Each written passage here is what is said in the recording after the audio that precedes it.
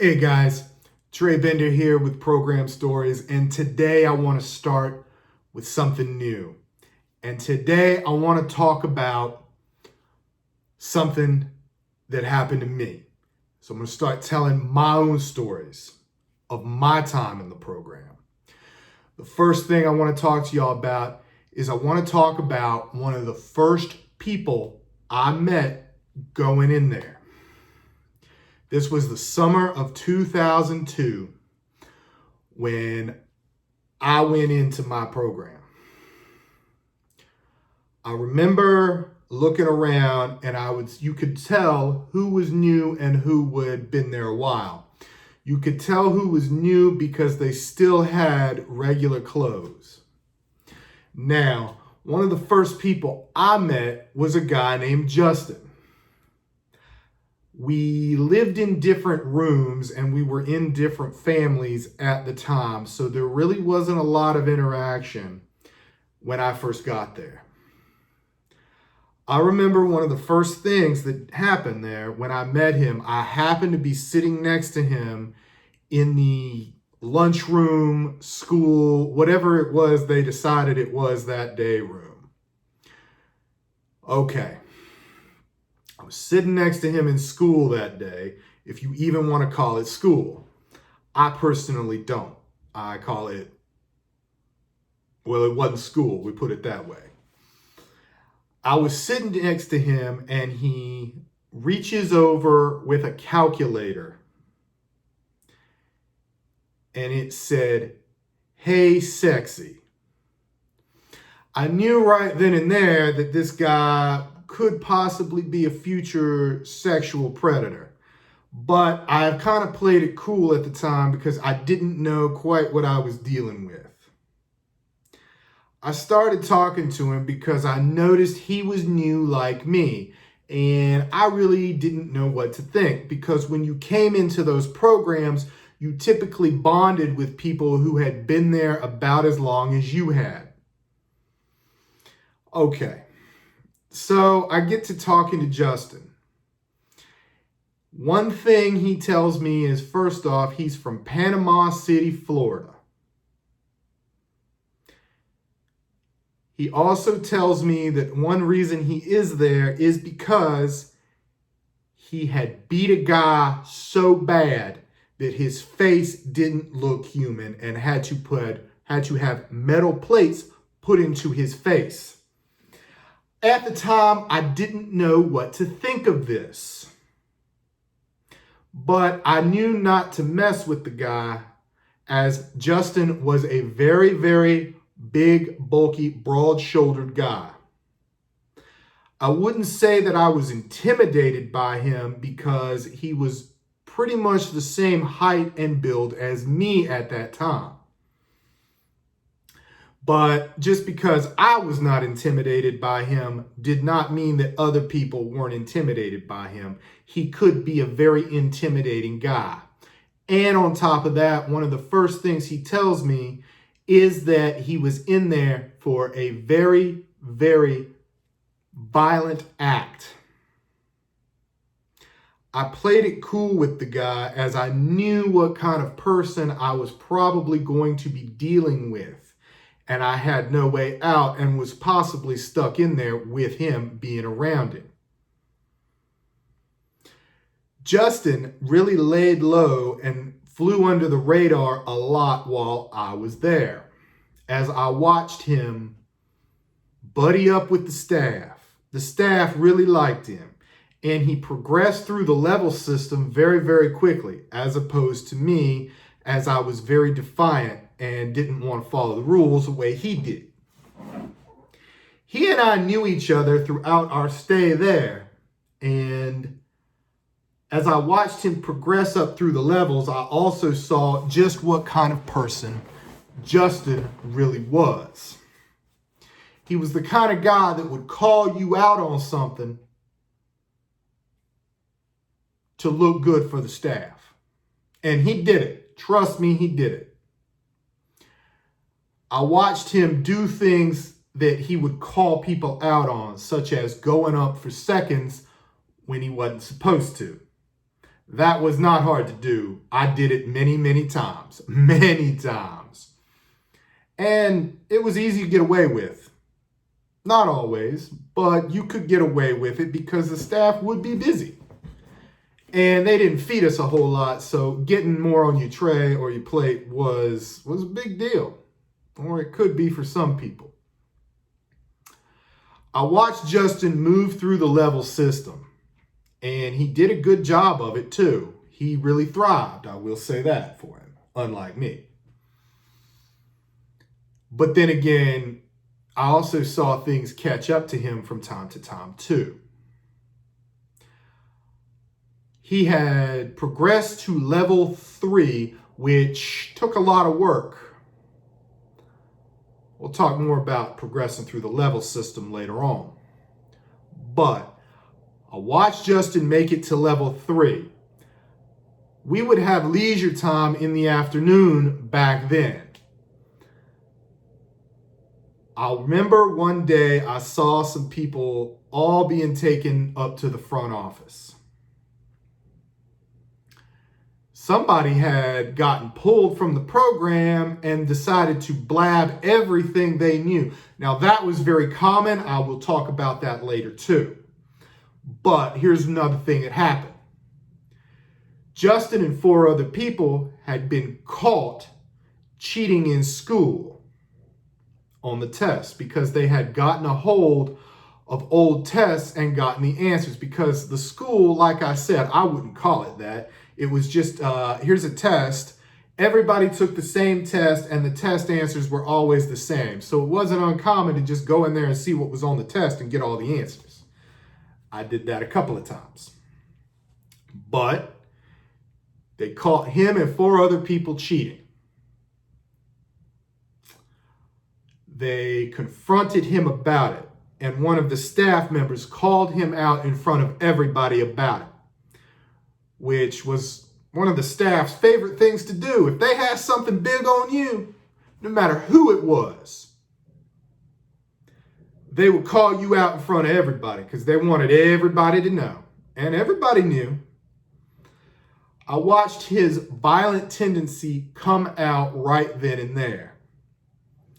He looked at the staff and was like, "What the fuck you gonna do to me, man?"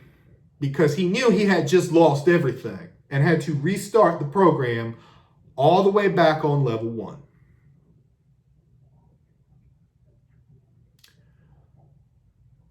I went to seminars with Justin, and he never really spoke much about these violent acts that he had told me about the one time. I knew right then and there, hey, this isn't going to end good.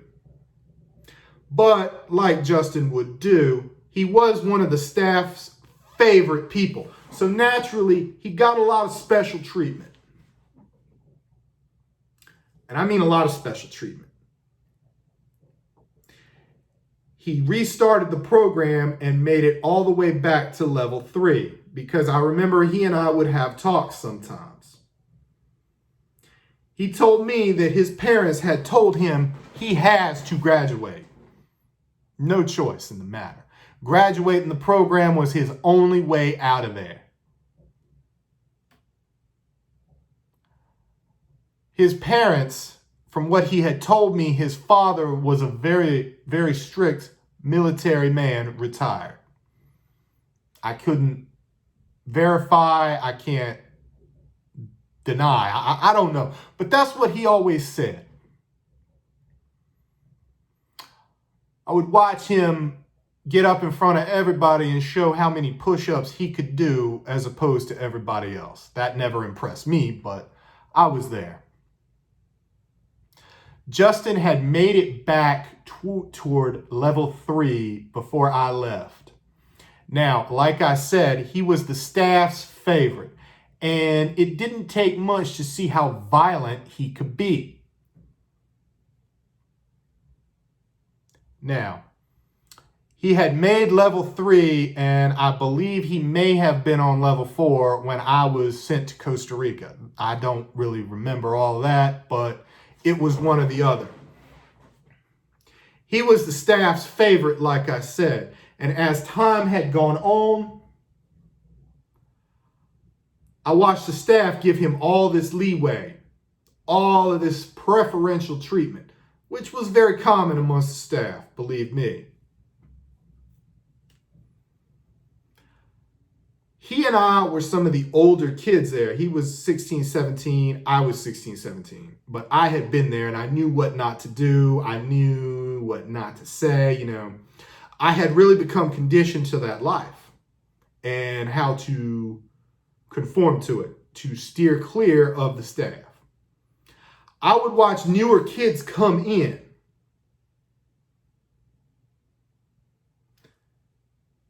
Justin was allowed to dole out the punishment in OP.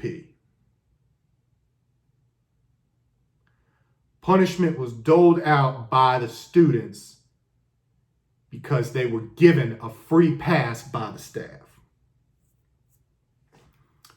I remember one day this new kid named Evan came in. Evan had run away.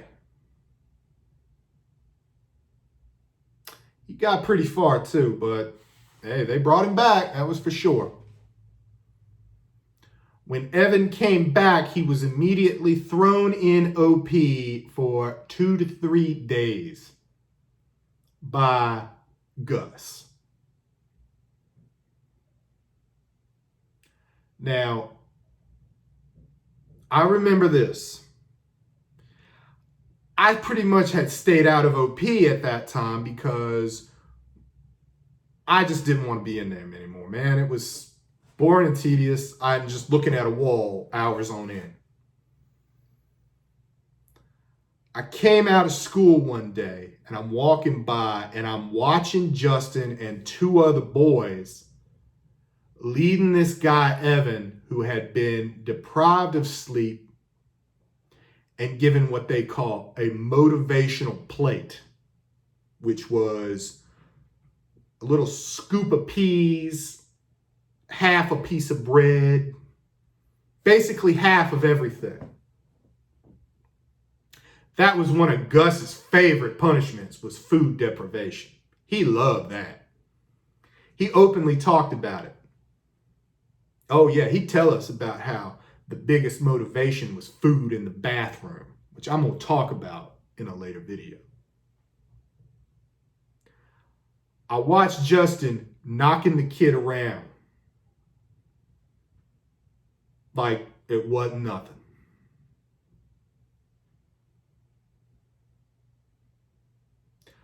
I saw this in him.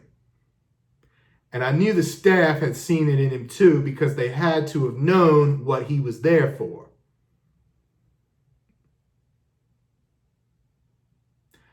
I didn't have too many run-ins with Justin until he and I were later placed in the downstairs room, which was a privilege to live down there. I had reached that trust level even on my level. But that's just how it went.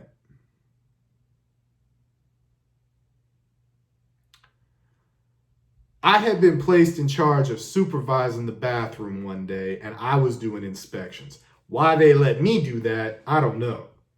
But I was doing it for a very short time.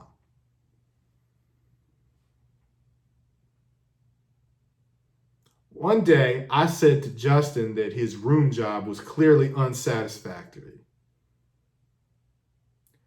Justin pulled me aside.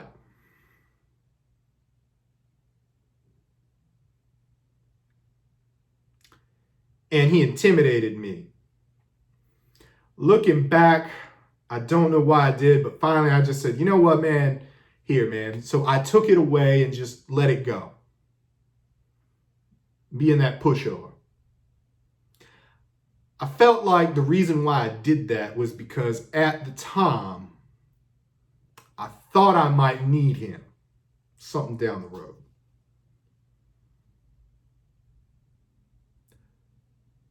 Justin was not a very nice guy, and he led by example, and he led through fear.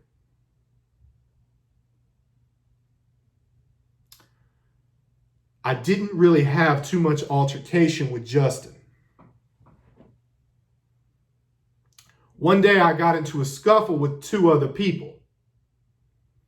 Justin came in there and he put his arm around me to console me. I didn't know why he was doing that, but I felt like something was up.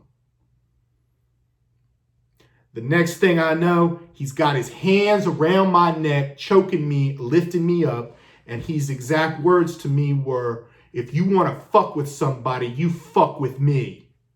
I was like, couldn't breathe because he was choking me that hard. He was a very, very strong guy, but he was very violent.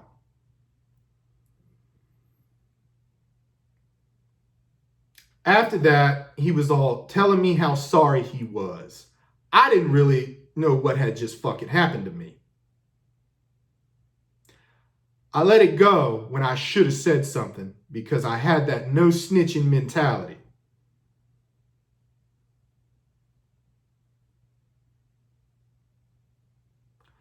I didn't really talk too much to him after that, as after that, he moved somewhere. I don't remember where. They moved him. They changed him up.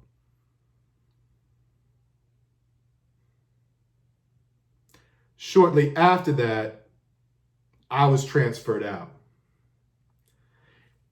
The staff clearly, especially Gus, saw the violent traits in this young boy and exploited that so that they could have some sort of enforcer, which was a part he played very, very well.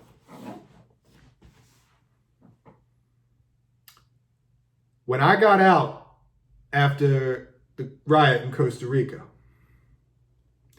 I had heard that he had graduated the program. I called him, I called him on the phone, trying to catch up. I don't know what I was doing. I don't know why I did that, but I called him and we talked for a short while. After that, I didn't talk much to him. Many years later, I decided to do a Google search on him to see what he was up to.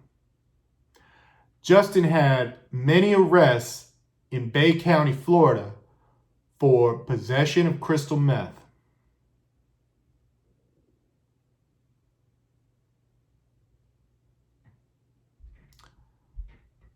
You could do that, go online, and you would just see several mugshots. And one particular mugshot always stood out to me. It was taken while he was high on crystal meth, and he looked like he didn't understand where he was or what was even happening to him. He had a history of addiction like that to that drug.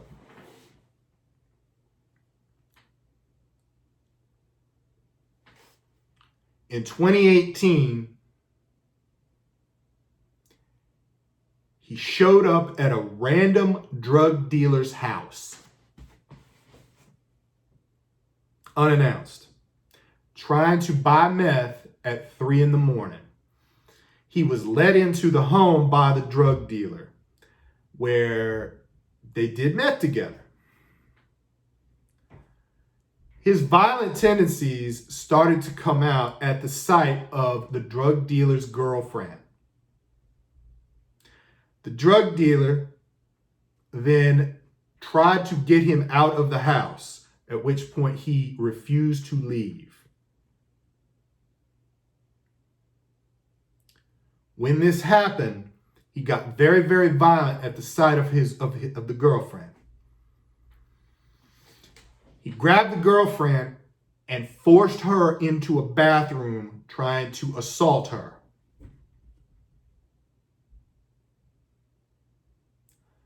The drug dealer grabbed a baseball bat, an aluminum baseball bat, to hit him and get him off the girl. Throughout the skirmish, Justin, who was broad-shouldered, naturally muscular, he was not somebody that you were just going to tackle down and you just weren't going to do that to him. On top of that, he was high on meth. He ended up taking the baseball bat and bludgeoning the guy so bad. He was hemorrhaging, brain hemorrhage, just, yeah, like cracked skull. Justin was a very violent person who would not hesitate to do something like that. I saw this trait in him when I knew him. And the violent trait combined with the meth really mixed that night.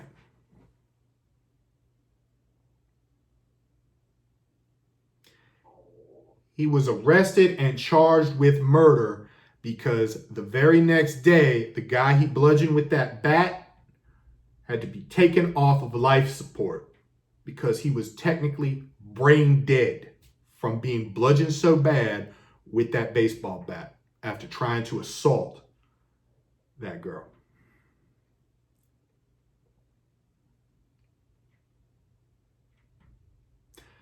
I think about people like that I knew in the program. I think about how the staff exploited the violent traits that they had for their own benefit.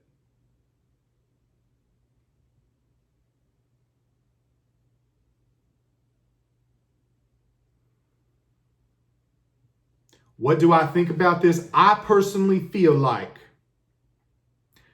the program led him and made him into a violent person like that due to the exploitation of his violent traits. I think it was not uncommon for the staff to do this. I also feel like he is probably going, all he can do right now is get a life sentence or the death penalty in the state of Florida. And believe me, they will hand out a death sentence in the state of Florida. No problem.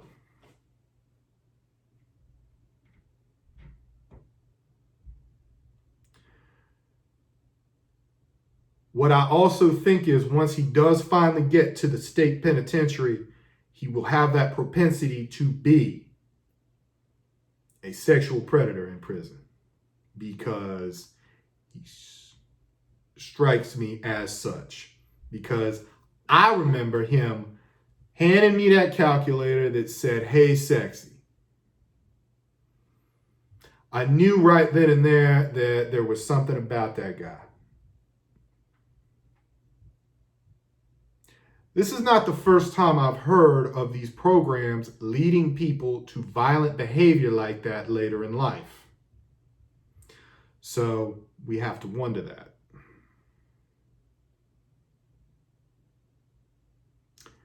And that's just what I want to talk about. I want to tell y'all about the guy I knew named Justin. I want to tell y'all what I knew of him. And I want to tell y'all what he ended up becoming and turning into.